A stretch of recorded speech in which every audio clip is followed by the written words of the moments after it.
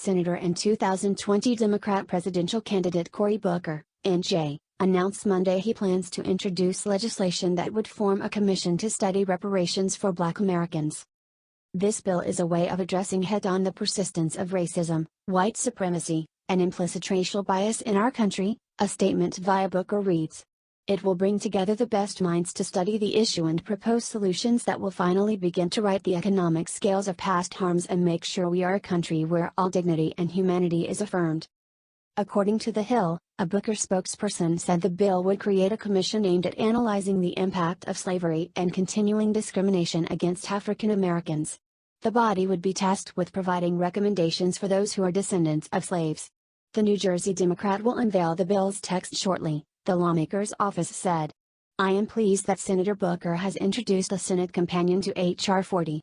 I salute his dedication to elevating the discussion of reparations and reparatory justice, and look forward to the dialogue that this issue engenders on and off Capitol Hill, Representative Sheila Jackson Lee, DTX, who introduced similar legislation in the House, said Monday.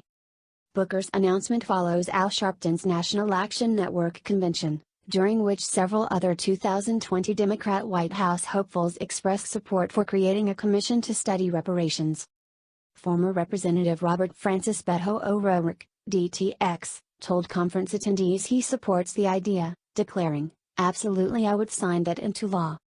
Later, in an interview with Equal Justice Initiative Executive Director Brian Stevenson, O'Rourke said he believes the word repair is foundational to reparations.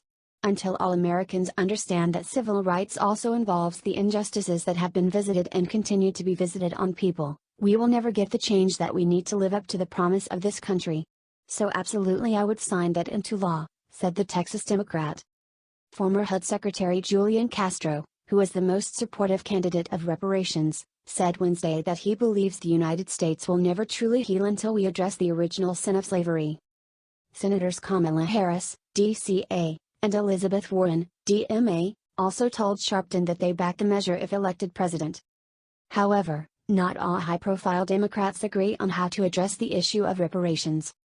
In a recent sit-down with the Post and Courier, House Majority Whip James Clyburn, DFC, the highest-ranking African-American member of Congress, dismissed the proposal, saying pure reparations are impossible to implement. Clyburn, largely seen as a 2020 kingmaker of sorts in South Carolina, has long advocated for the October 20, 1930 policy to solve poverty in different parts of the country. The policy would direct 10% of federal funds to counties containing at least 20% living below the poverty line in the last 30 years.